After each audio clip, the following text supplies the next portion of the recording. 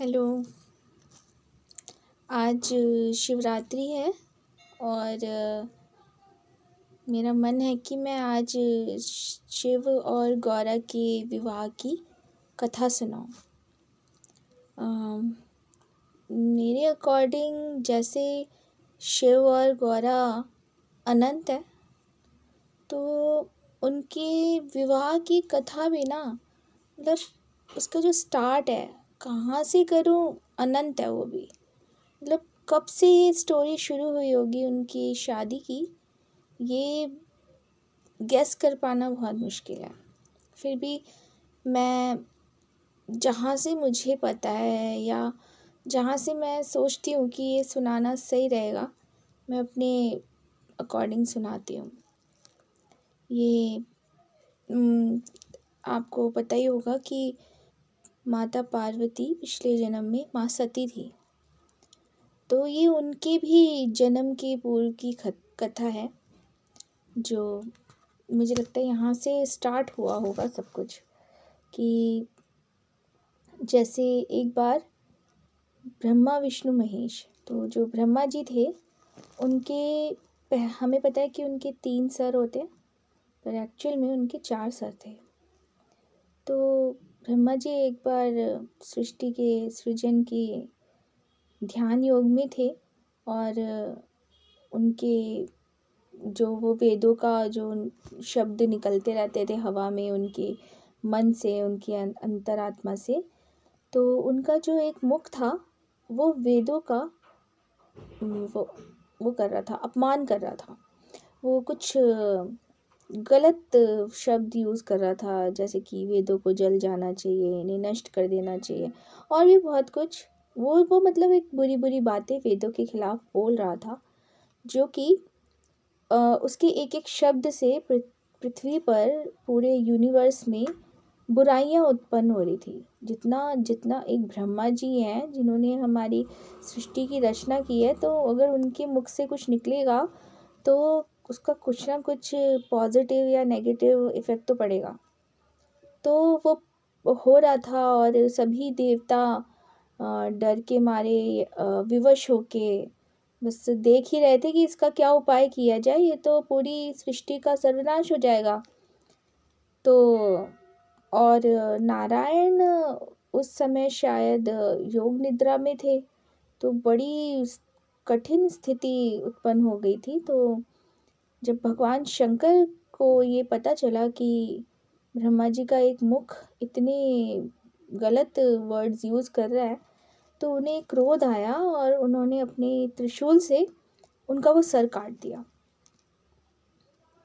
जब ब्रह्मा जी को का ध्यान टूटा और उन्होंने शिव जी से क्षमा मांगी और उनको थैंक्स कहा कि ऐसा मुंह जो वेदों जैसे पवित्र चीज़ों का अपमान करे, उसका ना रहना ही सही है। आपने बिल्कुल ठीक किया, मैं इसके लिए आपका आभारी हूँ। मेरी ही सृष्टि को मुझसे ही नुकसान हो, मैं ऐसा कभी नहीं चाहूँगा। अब कहानी थोड़ी आगे बढ़ती है और प्रजापति दक्ष का जन्म होता है। ब्रह्मा जी के मानस पुत्र थे वो, तो वो विष्णु भक्त थे और कहीं ना कहीं उनके मन में शिव के लिए बहुत क्रोध था, क्योंकि शिव ने उनके पिता ब्रह्मा जी का सर काट दिया था और ये उनको अपने पिता का अपमान लगा कि ब्रह्मा, मतलब जो इस पूरी सृष्टि को जिन्होंने बनाया है, उनका हिम्मत कैसे हुई उनका सर काटने की, मतलब क्या समझते हो अपने आप को। तो वो शिव को बिल्कुल भी पसंद नहीं करते थे और लेकिन वो एक बहुत ही इंटेलिजेंट और गुणी इंसान थे, तभी उनको प्रजापति का स्थान मिला था। फिर ऐसा हुआ कि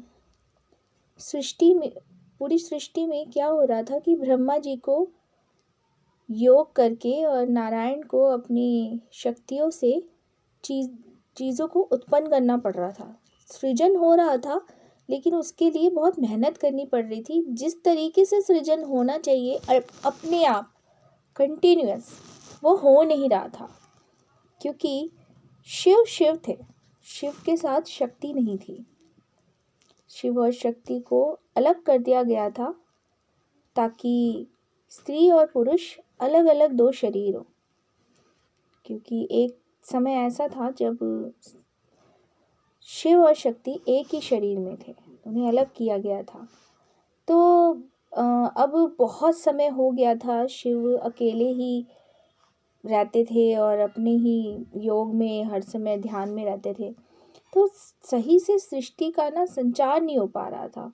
हर चीज़ को खुद पैदा करना, हर चीज़ को खुद रोज़ रोज़ बनाना, ये काम दूभर होता जा रहा था और ये सही भी नहीं था, ये ठीक नहीं था। जिस तरह से सबने सोचा था ये सृष्टि चलेगी, उस तरह से चल नहीं रही थी। तो विष्णु जी और ब्रह्मा जी ने प्रजापति को आदि शक्ति का तपस्या करने को कहा कि आप आदि शक्ति का आवाहन करो, उन्हें अपने घर में बेटी के रूप में मांगो, ताकि शिव और शक्ति फिर से एक हो सके। तो प्रजापति दक्ष को ये अच्छा लगा, ठीक है, ओके, कर दिया उन्होंने। अब वो घोर तपस्या करी उन्होंने, आदि शक्ति को उन्होंने प्रसन्न कर लिया। आप समझ सकते हो वो कितने प्रभावशाली व्यक्तित्व रहा होगा उनका।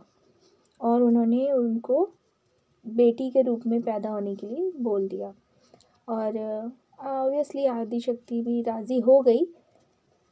और फिर सती के रूप में, उनकी सबसे छोटी बेटी के रूप में प्रजापति के घर में आदि शक्ति का जन्म हुआ। सती माता बड़ी हुई तो शिव के प्रति तो उन्हें आकर्षित होना ही था, क्योंकि ये तो शिव और शक्ति तो एक दूसरे के लिए ही बने हैं। लेकिन क्योंकि प्रजापति शिव को बिल्कुल पसंद नहीं करते थे और वो इतने सालों में ना बहुत कुछ भूल भी गए थे। इंसान है, भूल जाते हैं हम किस मकसद से हमने किसी चीज़ को या किसी निर्णय को लिया था। ये समय के साथ, रिस्पॉन्सिबिलिटीज़ के साथ हम भूल जाते हैं। और वही प्रजापति दक्ष के साथ हुआ। वो भूल गए कि सती का जन्म ही क्यों हुआ था। वो सती की बिल्कुल खिलाफ थे, सती के, कि नहीं, शिव से शादी नहीं करनी है। और फिर भी जैसे तैसे बहुत सारे अप्स एंड डाउन्स के बाद भी, जब होनी को कोई टाल नहीं सकता, तो सती और शिव का विवाह आखिरकार हो ही गया। लेकिन जो प्रजापति थे वो बहुत अहंकारी थे। ये शादी उनकी मर्जी के खिलाफ हुई थी और इसका रिवेंज उन्हें लेना था। तो उन्होंने शादी के तुरंत बाद ही एक महा यज्ञ रखा, बहुत बड़ा यज्ञ, जिसमें उन्होंने इस पूरी सृष्टि में जितने भी लोग हैं उन सबको बुलाया था। मतलब जैसे होता है ना कि देवता, राक्षस और देवगण, आई मीन मनुष्य, और क्या हो गया, गंधर्व, यक्ष, मतलब हर तरीके के, ब्राह्मण, ऐसे सब कुछ जो भी वो इनवाइट कर सकते थे, उन्होंने एक एक देवता को बुलाया था। ब्रह्मा और विष्णु को भी इनवाइट किया था विद फैमिली, लेकिन उन्होंने एक शिव को इनवाइट नहीं किया। जब माता सती को ये पता चला कि उनके घर में, उनके पापा के घर में बहुत बड़ा यज्ञ हो रहा है और पूरी दुनिया वहाँ आई हुई है और पापा ने हमें इनवाइट नहीं किया, तो उनको लगा कि शायद उन्होंने सोचा होगा कि अपनी तो बेटी है, उसे इनवाइट करने की ज़रूरत पड़ेगी, अपने ही परिवार के लोगों को क्या इनवाइट करने की ज़रूरत पड़ती है। तो उन्होंने बोला कि उन्हें अपने पिता के घर जाना है, चलिए आप भी चलिए मेरे साथ। तो शिवजी ने उन्हें समझाया कि किसी भी जगह बिना इनविटेशन के जाने से अच्छे परिणाम नहीं होते, तुम मत जाओ, अभी तुम्हें नहीं बुलाया गया वहाँ पे ना। तो लेकिन वही, वो अपने पिता से बहुत प्यार करती थी और उनके पिता भी उनसे, मतलब बचपन से उन्होंने बहुत प्यार से उन्हें बड़ा किया था।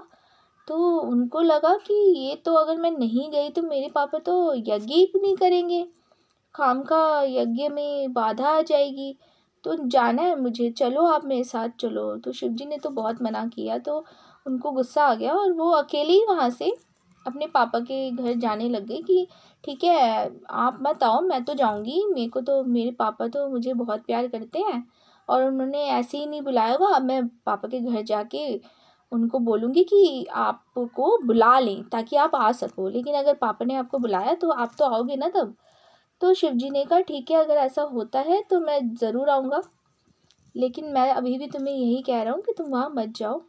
लेकिन सती नहीं सुनती और वो वहाँ जाती है, यही सोच के कि वो अपने पिता को बोलेंगी कि आप मेरे पति को बुला लीजिए ताकि वो भी आ सके। लेकिन वहाँ जाके उन्हें वो देखती हैं कि सबके लिए सीट अलग अलग नामों के साथ रखी गई है, बनाई गई है, बहुत सुंदर सुंदर, लेकिन वहाँ कहीं भी शिव के बैठने के लिए स्थान नहीं बनाया गया है।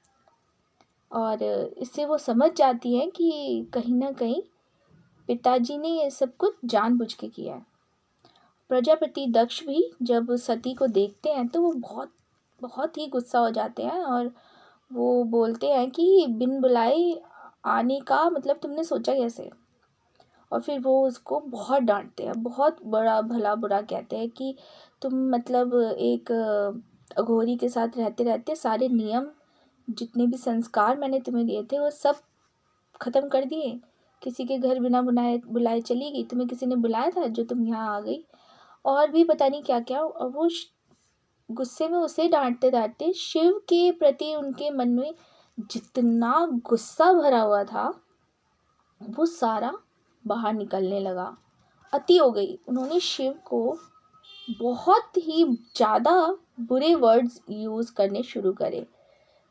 सती ने अपने पिता को बहुत रोका, बार बार बोला कि ऐसा ना बोले, मैं जा रही हूँ यहाँ से, आराम से चली जाऊँगी मैं, मत बोलो ऐसा। लेकिन क्योंकि वो कहते हैं ना कि मतलब एक बार जब आपको किसी के प्रति आपके मन में बहुत समय से गुस्सा भरा हो ना और किसी एक दिन वो फूटने का टाइम होता है, तो आप इस तरह से बरसते हो कि बस फिर रुकने का नाम नहीं ले पाते जब तक वो पूरा ख़त्म ना हो जाए। तो उस दिन प्रजापति के साथ भी यही हुआ।